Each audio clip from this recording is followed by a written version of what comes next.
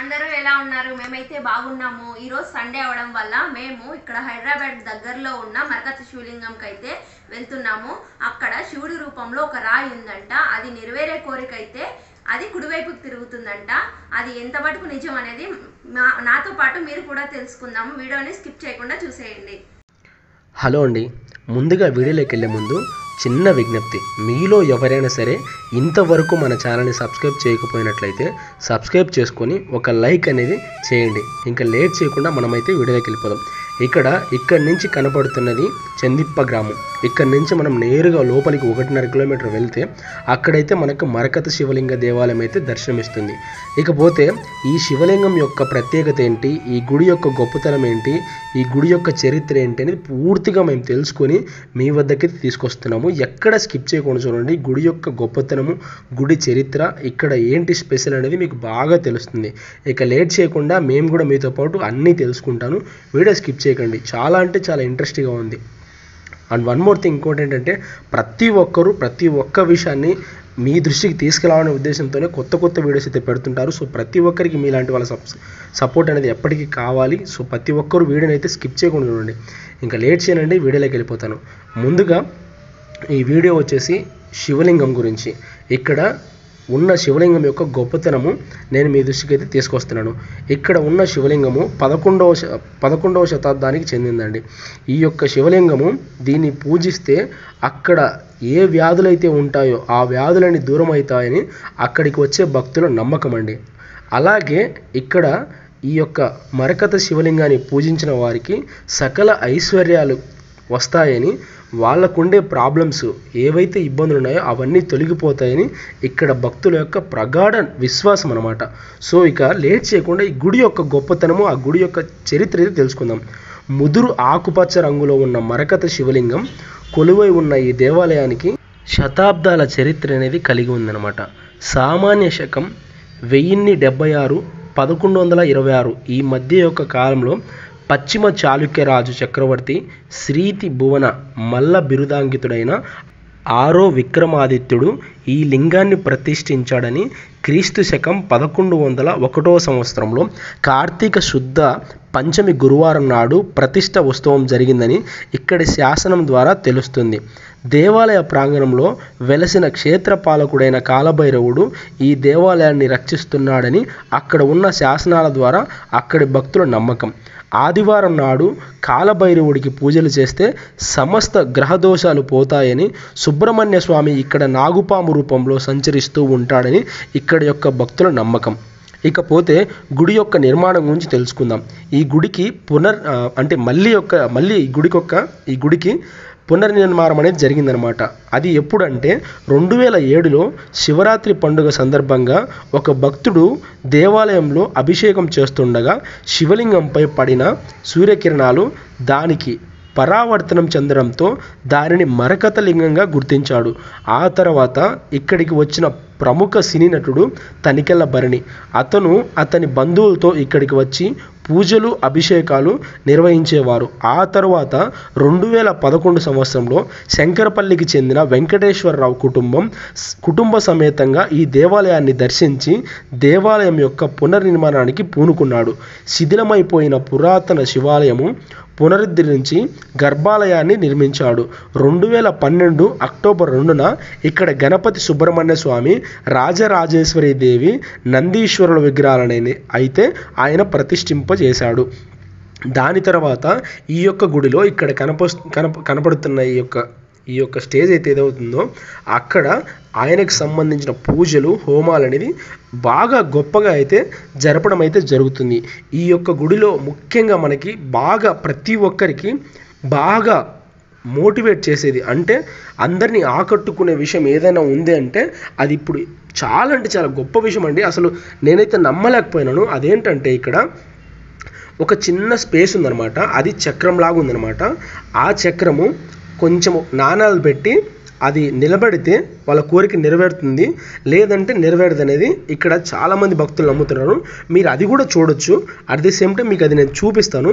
ఇక్కడైతే చిత్రపటాలు కనబడుతున్నాయి కదా, ఈ చిత్రపటాల్లో చాలా క్లియర్గా మార్కండేయ స్వామిని శివుడు తన యొక్క భక్తులను ఎలా కాపాడుకుంటాడు, ఎలా రక్షించుకుంటాడు అనేది క్లియర్గా అయితే ఈ పిక్చర్స్ రూపంలో, ఈ ఫొటోస్ రూపంలో మనకైతే కనపడుతుంది. ఇంకోటి ఏంటంటే ఇక్కడ శివలింగం యొక్క గొప్పతనం ఏందనేసి మీకు తెలియజేయాల్సింది. ఇక్కడ చూడండి, అక్కడైతే కొంతమంది అభిషేకం చేస్తున్నారు. ఇక్కడ శిల్ప, లాస ఇద్దరైతే అక్కడ గుళ్ళో దండం పెట్టుకున్నారు. దండం పెట్టుకొని నన్ను కూడా రమ్మని చెప్పారు. సో అయితే నేను వీడియో తీయడం వల్ల నేను లోపలికి వెళ్ళలేకపోయాను. సో వీడియో మీద నా ఫోకస్ అంతా ఉంది. సో వీళ్ళైతే చాలా ఫీల్ అయ్యారు నేను లోపలికి వెళ్ళలేదనేసి. మొత్తానికైతే వీళ్ళైతే పూజ చేసుకొని అట్ ది సేమ్ టైం స్వామి మీద కొన్ని నీళ్ళు అభిషేకం లాగా పోసి అక్కడి నుంచి అయితే బయటకు వచ్చి గుడి మొత్తాన్ని చుట్టేసి గుడిలో అయితే ఉన్న శివలింగాన్ని అయితే దర్శనం చేసుకున్నారు. తర్వాత నవగ్రహాలు, బయట ఉన్న శివలింగాన్ని, కాలభైరవుని అందరినీ దర్శించుకున్నారు. సో ఇంకా మనము ఇక్కడ తెలుసుకోవాల్సిన చరిత్ర, ఇక్కడ తెలుసుకోవాల్సిన గుడి యొక్క నిర్మాణం గురించి ప్రతి ఒక్కటి మనము డెప్త్గా వెళ్ళి తెలుసుకుందాం. ఇంకోటి ఏంటంటే ఇక్కడ మెయిన్గా ఇక్కడ కనబడుతున్న శివలింగం ఉంది కదా, అదే మరకత శివలింగం అనమాట. ఇక్కడ ఇది ముదురు ఆకుపచ్చ రంగులో ఉంటుందన్నమాట. ఎప్పుడంటే సూర్యకిరణాలు ఆయన మీద పడ్డప్పుడు దానికి రిఫ్లెక్ట్ అయ్యి అదైతే ముదురు ఆకుపచ్చ రంగులో అయితే కనపడుతుంది. ఎక్కడైనా సరే మనము శివలింగము మనకి నలుపు రంగులో మాత్రమే కనబడుతుంది. సో ఇక్కడ ప్రత్యేకత ఏంటంటే సూర్యకిరణాలు పడడం ద్వారా, చూడండి ఇక్కడ నుంచి మీకు ఫ్రంట్ ద్వారా చూపించాలనేసి మళ్ళీ ముందు నుంచి అయితే వచ్చాను. సూర్యకిరణాలు పడ్డప్పుడు ఆ సమయంలో ఆ శివలింగం ఏదైతే ఉందో ముదురు ఆకుపచ్చ రంగులోకి మారుతుందన్నమాట. సో అలాగే ఇక్కడ భక్తులు ఎక్కువగా ఈయనని ఎలా నమ్ముతారంటే ఇక్కడికైతే వచ్చి వాళ్ళ బాధలు ఆయనకు చెప్పుకొని ఆయన దగ్గర మొరపెట్టుకున్న వాళ్ళకి అష్ట ఐశ్వర్యాలు, వాళ్ళ బాధలన్నీ తొలగిపోయాయి, వాళ్ళకు సుఖ సంతోషాలు కలగజేస్తాడని ఇక్కడ యొక్క భక్తులు ప్రగాఢ నమ్మకం. నేను ఇంకోటి తెలుసుకున్న విషయం ఏంటంటే, ఒక మనసులో ఒక వ్యక్తికి ఉన్న కోరికను కోరుకుంటే అది నెరవేరుతుందా నెరవేరదు అనేది మనకి పోను నెమ్మదిగా తెలుస్తుంది. అలా కాదండోయ్, ఈ గుడికి చాలా గొప్ప జరుగుతుంది. అదేంటంటే ఇప్పుడు క్లియర్గా నేను మీకు డైరెక్ట్గా కళ్ళకట్టినట్టు చూపించేస్తాను. అది ఏంటనేది ఇప్పుడు ఇక్కడ మరకత శివలింగం ఉంది కదా, ఈ శివలింగానికి అభిషేకం చేస్తున్న ఈ దంపతులను చూడండి. వీళ్ళు సంతానం కోసం అయితే ఇక్కడికి రావడం జరిగింది. వీళ్ళే తర్వాత వీళ్ళ కోరికని అక్కడ ఉన్న శివలింగం రూపంలో ఉన్న రాయి మీద పెట్టి వీళ్ళైతే కోరికను కోరుకోవడం జరిగింది. అది కూడా క్లియర్గా నేను చూపించాను. వీడియోని మీరు స్కిప్ చేయకుంటే నేను చెప్పేది ప్రతి ఒక్కటి మీకు వీడియో రూపంలో కనబడుతుంది. సో ఇక్కడైతే వీళ్ళు అభిషేకం చేస్తున్నారు. ఈ అభిషేకం అయితే అయిపోయింది. ఇంకా మనము బయట ఏమున్నాయి, బయట వాటి యొక్క ప్రాముఖ్యత ఏందని తెలుసుకుందాం. ఇందాక మీకైతే చెప్పాను, ఇక్కడ కనబడుతుంది కదా ఈ స్పేస్ వచ్చేసి, ఇక్కడ స్థలం వచ్చేసి ఎవరైనా సరే వాళ్ళ మనసులో ఏదైనా కోరిక కోరుకొని ఇక్కడ కాయిన్ అనేది నిలబెడతారనమాట. కాయిన్ అనేది నిలబడితే కనుక వాళ్ళ కోరిక నెరవేరుతుందని, కాయిన్ పడిపోతే కోరిక అయితే నెరవేరదని. మేమైతే వచ్చినప్పుడు ఒక అతను అయితే కాయిన్ నిలబెట్టాడు, తర్వాత అయితే పడిపోయింది, అది వేరే విషయము. ఆయన నమ్మకం అయితే చాలా గట్టిగా ఉంది, అతని కోరిక అయితే నెరవేరుతుంది, నెరవేరాలని మనస్ఫూర్తిగా కోరుకుందాము. సో ఇక్కడైతే చూడండి, ఇప్పుడు అక్కడ కనబడుతుంది మీకు శివుడికి ఇక్కడ మా శిల్ప ప్లస్ లాస వీళ్ళిద్దరు కలిసి నీటితో అభిషేకం చేస్తారనమాట. వాళ్ళు చేస్తూ వాళ్ళు మొక్కున్న కోరిక అనేది చాలా అంటే చాలా గట్టిది, చాలా దృఢమైంది. మా కోరికలు నెరవేరాలనేసి మేము ఎంత ప్రాధేయపడుతున్నామో, ఎంత గొప్పగా మొక్కున్నామో మాకే తెలుసు. మీ అందరికీ శివుడి గురించి బాగా తెలుసుకోవాలంటే ప్రతి ఒక్కరూ టైం చేసుకొని ఏదో ఒక రోజు ఇక్కడైతే వెళ్ళండి. ఇది సుమారుగా ఇంచుమించు హైదరాబాద్ నుంచి 60 కిలోమీటర్ల దూరం అయితే ఉందండి. గుడి యొక్క గొప్పతనము అంతా ఇంత కాదండి, నేను ఎంత చెప్పినా తక్కువే. ఒక్కసారి మీరు అక్కడికైతే వెళ్ళి చూసి ఆయన్ని దర్శించుకోండి. మీ మనసులో ఎంత బాధలున్నా సరే ఒక్క సెకండ్లో అయితే బయటికి పోవడం అయితే జరుగుతుంది. సో ప్రతి ఒక్కరు గుడిలోకి వెళ్ళిన తర్వాత ఎంత బాధతో అయితే వెళ్ళారో దానికి రెట్టింపు ఆనందంతో అయితే ఖచ్చితంగా తిరిగి వస్తారని నేను గట్టిగా చెప్పగలను. ఇంకోటి, ఇక్కడ నవగ్రహాలు కూడా ఉన్నాయండి. మనకి ఏదైనా దోషాలు ఉంటే ఇక్కడ పూజారులు ప్రత్యేకంగా ఆ నవగ్రహాలకు సంబంధించి ఏవైనా దోషాలు ఉంటే ఆ దోషాల కోసము హోమాలు కూడా చేస్తారండి. చూడండి ఇక్కడ హోమాలు కూడా ఉన్నాయి. ఇంతకు ముందే హోమం అయితే ఒకటి కంప్లీట్ అయిపోయింది అనమాట, అంటే పూర్తి చేయడం జరిగింది. సో ఇకపోతే ఇక్కడ నవగ్రహాలు ఉన్నాయి చూడండి. ప్రతి ఒక్కరికి నవగ్రహాలకు సంబంధించిన దోషాలు అయితే ఖచ్చితంగా ఉండనే ఉంటాయి. వాటికి సంబంధించి పరిహారం ఎప్పుడైతే వాళ్ళ జీవితంలో జరుగుతుందో అప్పటి నుంచి వాళ్ళ లైఫ్లో చాలా అంటే చాలా మంచి, చాలా అంటే చాలా పాజిటివ్గా అయితే అన్నీ జరుగుతాయి అన్నమాట.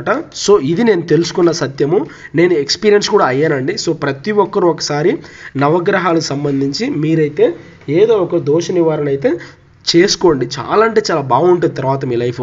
ఇక తర్వాత ఇక్కడ కనపడుతుంది కదా స్టేజు, ఇక్కడైతే ప్రతిరోజు మధ్యాహ్నం పూట అన్నదానం పెడతారంట. మేము వెళ్ళే టైంకి అన్నదానం అయితే అయిపోయింది.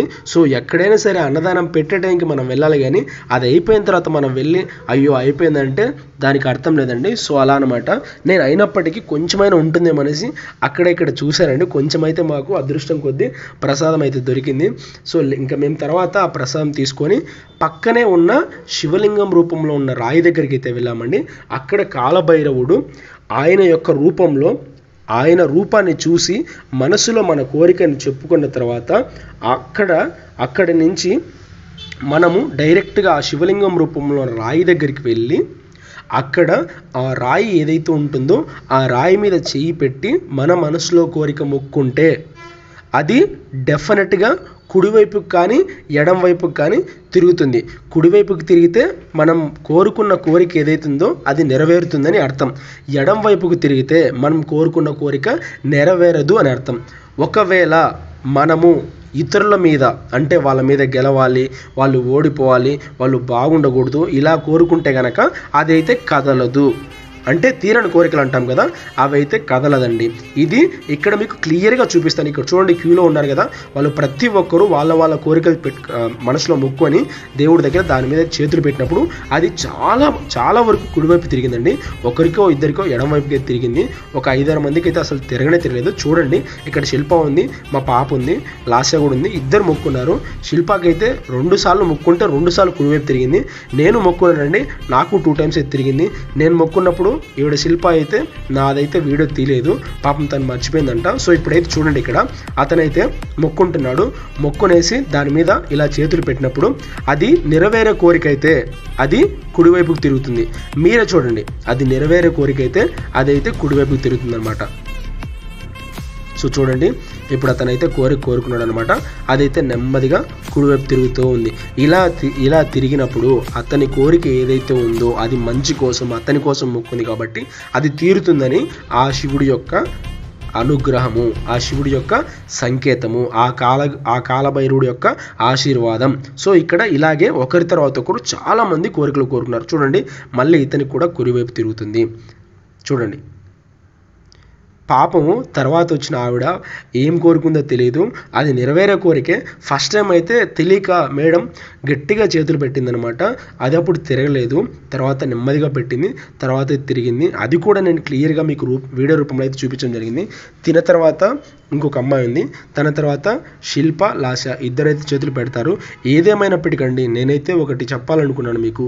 ఒక కోరిక అనేది మనం కోరుకుంటున్నామంటే అది ఖచ్చితంగా మనకు మంచి చేసేది అయ్యండి, ఈ ప్రకృతికి ఈ సమాజానికి హాని చేయింది అయితే డెఫినెట్గా ఏ దేవుడైనా సరే ఆ కోరిక నెరవేర్చేందుకే ఉంటారండి.